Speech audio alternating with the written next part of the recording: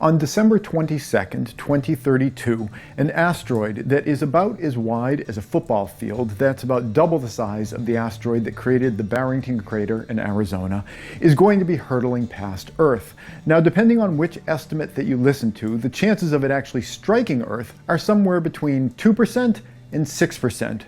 Now, there's already a chorus of people online who have started singing in unison 8 years early that it's irrational to have concern over this event that's happening because it's so unlikely to happen. Only 1 in 17 chance that it'll actually occur. Are people like that right? Is it unjustified to have any concern over this? Or are they being irrationally optimistic? In this video, we're going to talk all about this event. What the days, weeks, and months are going to look like heading up to it. What type of information should you be looking for? How much can we trust what the government and official sources are suggesting about this event? And if it were to occur, what would this event look like? How bad would it actually be? What would be the ramifications of it? We're going to talk about all of that in this video.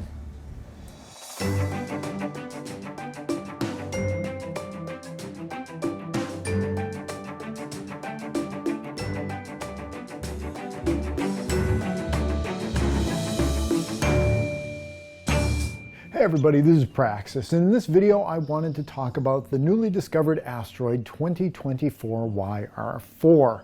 Now, I say it's newly discovered because it was only first seen by scientists, allegedly, we'll talk about that in a little bit, but it was only first seen by scientists towards the end of 2024, and that is not at all unusual. At the moment, it is just flinging past our planet right now on its way to do another orbital loop. And it's quite the norm for asteroids to be discovered like right when they're on their way towards us, within like a week or a day of them swinging by the Earth or potentially hitting it. And oftentimes scientists will only see it like on its way out. Like we won't have even seen it coming in. We'll just see it after it kind of is flinging away from us. So this is pretty normal. This particular asteroid has an orbital period of about 4 years, just a little bit under 4 years. The orbit of this asteroid is also pretty much in line with the orbital ecliptic plane of the entire solar system, which means that it's interacting with the orbits of planets more frequently. And that is what has some people particularly concerned with this asteroid, is the fact that it's interacting with the orbital space of the Earth. Now, not everybody is concerned about this.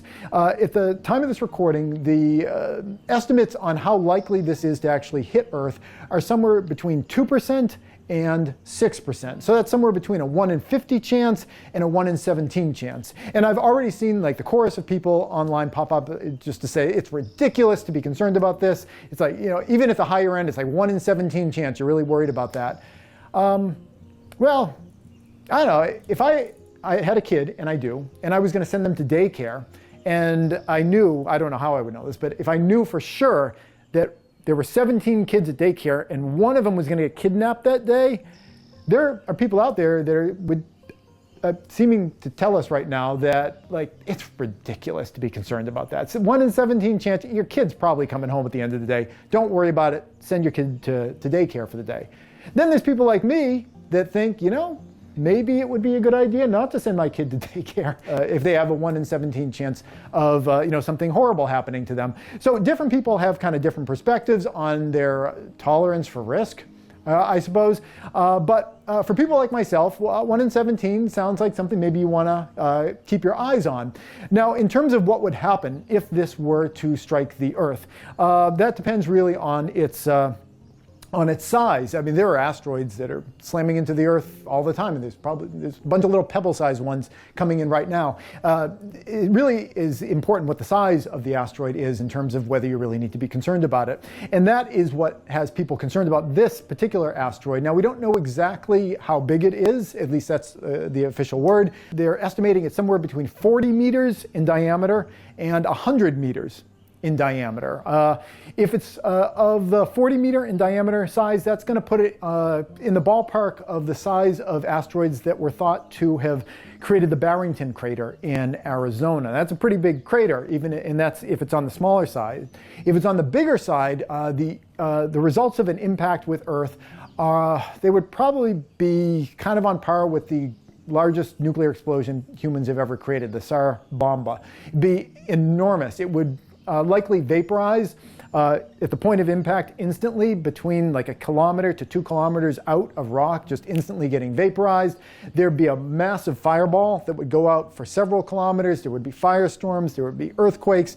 If it hits anywhere near water, there could be tsunamis that could be up to 100 to 200 meters tall. It would be a really big event, but only regionally. Something of this size is going to affect a region primarily, and that's the end of it.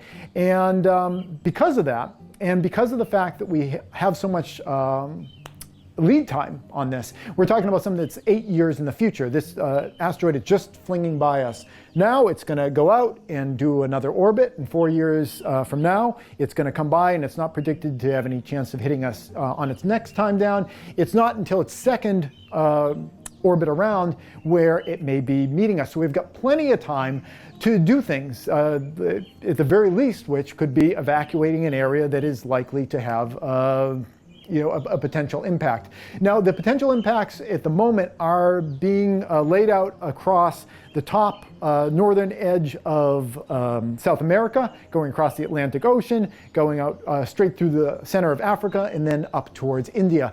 The areas that would have the highest chance of having a direct, straight down kind of impact, which would be the most energetic, would be northern Brazil. That area would be the most likely to get it impacting in that way. Now, leading up to this event, I think it would be really, really interesting. It's not just an event for December 22nd, 2032. This is an event that would unfold for a good 6 months prior. And what I mean by that is that as the year progresses ahead of that, like around midsummer, like June or so, the southern hemisphere is going to be in winter, and they're going to be facing out towards the outer solar system at night, and they're going to see this object on its return trip. It's going to be coming towards us through the summer into the autumn of 2032. We'll be seeing it come closer and closer and closer, and then it's going to set below the horizon, go into the daytime side of the sky, and the next time that we have any interaction with it is when it hits us. I don't know that for certain that we're going to be completely blind to it. Maybe as it gets a little bit closer, we'll be able to start seeing it again as it gets a little bit bigger. But it's going to be an interesting series of months and weeks. So it's a really dramatic event. It's a really interesting event. And I think that at this point, all we can do is kind of just wait and try to collect as much data as we can on it to try to find out what the orbit is actually going to be. We're going to get a lot more data over the next 4 years or so as we watch a full orbit of this. And then, continuing on, we're going to get better and better data as we get closer. Okay, so that's what's going to happen in about 8 years from now. And the question for all of us now, including yourself, is, well, what do we do about it? And what I would suggest is what we need to do about it right now is to just absorb as much information as we can, because the information is going to get better and better as we get closer and closer to the event and more observations are taken of the orbital movements of this particular object. So where do you get your information from? Well, in this video, what I want to talk about is 3 different sources that I think are worth considering. One is official government sources, the other is the scientific community itself, and the third is the rumor mill. And all 3 of these have kind of pros and cons associated with them. Let's start with official government sources. Now, there are a lot of people out there that will tell you that the government always lies about everything. And I think that's not accurate to say that. What the government does is that the government just isn't always married to telling the truth. If the government has a choice between telling the truth that might panic people and telling something that's a heck of a lot more comforting to people but doesn't happen to necessarily be true, they tend to choose the option that is not going to panic people, and they tend to tell people what they think is going to make people, not go into a crazy frenzy. Already, the propaganda storm has been kicking up around this 8 years early, and people are already saying, you're crazy if you think a 1 in 17 chance are odds that you don't particularly like. So there's a lot of force already very early on with this, suggesting that this is something that people don't want people panicking about. I mentioned that the orbital period of this is about 4 years. What's interesting about that is that if you rewind about 4 years, the last time that this thing kind of swung by us, it would seem that we missed it then. But if you rewind another half of its orbit, like when it was first on its way kind of headed towards us, that would have been about 2018. And in 2018, there was an interesting a story about the astronomical world.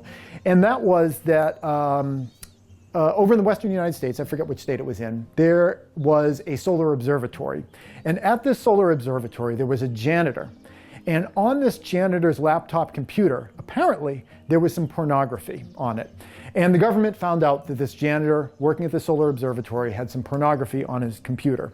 So the government's response to this janitor having some porn on their computer was that they mounted a massive raid of this solar astronomical observatory complex. They locked the whole place down. Black Hawk helicopters were flying in. And not only did they lock down the observatory, but the entire town around it was completely locked down. People were detained, people were questioned, people were spoken to, and we don't know what the content of those discussions were. The post office was shut down, so messages couldn't go in or out. And this was because there was a janitor working at a laboratory in the town that had some porn on their computer. Simultaneously around the rest of the world, and this is more gets into the rumor mill kind of stuff, a lot of other solar observatories seemed like maybe similar-ish things were happening where they were kind of going dark, people were losing contact with them. Again, that gets into the rumor mill territory, but just the idea that the government would close down an entire town because an employee at a, this is an official story, by the way, at least it was, unless they've changed it again, that an employee at a scientific lab had some pornography on a laptop. To me, it seems a little far-fetched, maybe. I'm not sure. I can't fault the government for that. A panic in itself is a danger, and it's a good thing to try to avoid. As to whether or not it's a good thing or a bad thing for the government to constantly be telling people the things that aren't true in order to try to avoid panic, I'm not going to weigh in on that. But it's a difficult situation that they are in, and I can understand that. The evidence that this is the case, just goes back throughout history, just in recent history with the invasion of Ukraine by Russia. If you recall, right up until the moment that it happened, both the Ukrainian government and the American government were saying you were kind of like, out of your mind crazy if you thought that that was going to happen. There's no reason for anybody to relocate out of the country. That's just completely nuts. As it turns out later, they knew full well that it was, right on the cusp of happening. You look at COVID here in the United States, and, it's time after time, whenever the government had an opportunity to either tell the truth that might panic people or tell something that was a little bit more comforting that didn't happen to be true, they always tried to avoid the panic. First it was, don't worry, it'll never come to our shores. Then once it came to our shores, it was, don't worry, it's not airborne. And then once it was clear that it was airborne and people bought up all those respirators and then there were no respirators left, they said, don't worry, you don't actually need a respirator. You can just put any random piece of cloth over your face and you're going to be fine. Then later on, getting into the vaccines, they promised that they would have vaccines created, even though scientists had tried and tried many times over to make vaccines for the common cold before, and it always failed. They promised that they were definitely going to be able to do it when they created something. Their words, not mine. They promised that if you get that jab, their words, you will not get COVID. Time and time again, they told the comforting lie versus panicking people, and with telling them what was potentially true. So this is just a habit that governments tend to have, and I think we just need to kind of accept that. But that said, that doesn't mean that all the information coming out from the government is completely useless to us. Now, what do I mean by that? Well, going back to COVID, and this is the reason that I brought COVID up, is that during that time period, there were a lot of scientific studies that were coming out. And the summary and the conclusion of those scientific studies was always in line with whatever was that comforting, I hate using the word lie, but comforting story that the government was telling people. But if you actually looked into the data of these research papers, if you actually looked at the study itself, you would oftentimes, frequently, actually more often than not, get a very different view. If you have any kind of rational thinking ability, you would come to the conclusion that, the data in this study, the way that it was conducted, doesn't actually support the conclusion of this study that is kind of been attached to it. It seemed like conclusions and summaries were just kind of being rubber stamped onto studies. But the nice thing about this is that the data itself seemed relatively untouched. And I think that probably comes down to the idea that, the government is realistic about the idea that they can't control everything in the world, especially with the scientific community. There are just too many players involved, and they are, it would be impossible to really, keep all of this stuff from coming out. But what they tend to do is just kind of like steer the conversation, kind of like stamp conclusions onto things, stamp summaries onto things. That's as deep as most journalists tend to go when it comes to a scientific study. They'll just kind of read the summary and then report on that without actually looking at the data. And for most people, it's the same thing. Nobody has time or the inclination or the interest to really look at the actual data. But what I found, again, during COVID is that the data itself was pretty pure. So that's an encouraging sign that as we are going forward, even if the government, behind closed doors is under the impression that this thing is definitely going to hit and it is going to be, an event that is going to have, consequences. And even if they are not sharing that with people, a lot of the data coming out of the scientific community, I have a fair degree of confidence is going to be able to communicate that, even if the summaries and the conclusions on some of those research papers have been kind of tweaked by governments to try to calm people down. So that's kind of encouraging in and of itself, if you don't mind sifting through some heavy reading. The next thing I wanted to talk about is getting information directly from the scientific community. We're already kind of talking about that a little bit. And the one caution I would have about that is that, there's kind of a mindset going around in a lot of online circles, and it relates to, climate change and everything going on around that people will say that, mainstream scientists have been making predictions for years that are just incredibly dire, but in reality, things have never been as bad as the scientists have suggested. And that's inaccurate. Over the past 10 to 20 years or so, I've been following kind of the mainstream consensus view of climate science. And the reality is not that the scientists have been exaggerating things and making them worse, and the reality is not as bad. The reality is actually the exact opposite, where the consensus view of things has always been a kind of toned down, kind of rose-colored version of what ultimately ended up happening. Reality has consistently outpaced and moved faster and been worse than what the consensus predictions have been, revolving around climate change. I know it's comforting to a lot of people to think that, if a scientist is saying something that you don't really want to hear, you can kind of be like, but scientists, they always kind of exaggerate things. It's totally the exact opposite. I mean, scientists are human beings like the rest of us, and when scientists get confronted with ideas that are kind of too awful for them to even want to believe themselves, they can kind of convince themselves that, I can't imagine, they do the same thing you and I that I just illustrated there. It's like, the data seems like it's suggesting things are going to be really bad, but the data is always kind of exaggerating things. Scientists have that same tendency. So if you're looking directly, to the prescriptions that scientists are kind of drawing from a lot of the data, I would bear that in mind, that scientists, like all the rest of us, oftentimes don't want to believe that things are as dire as they are. And if you see things kind of like where scientists are kind of waffling, where it's, it could kind of go both ways, but I think we're going to be fine. Keep that in mind, that scientists have that tendency not to exaggerate things and make things worse than they are, but actually the opposite. That said, you can always find scientists out on the fringes of any kind of situation, and that's where a lot of conservative media gets its stories from. They'll find some crazy scientists that said 20 years ago that within 5 months the Earth was going to turn into Venus, and then they'll debunk that one scientist and be like, that scientist and all the scientists they're all kind of loony. That's what people on either sides of scientific debates are always tending to do. Well, they'll find the lunatic fringe and then debunk the lunatic fringe and then suggest that the entire thing itself is made out of nothingness. So that's important to keep in mind.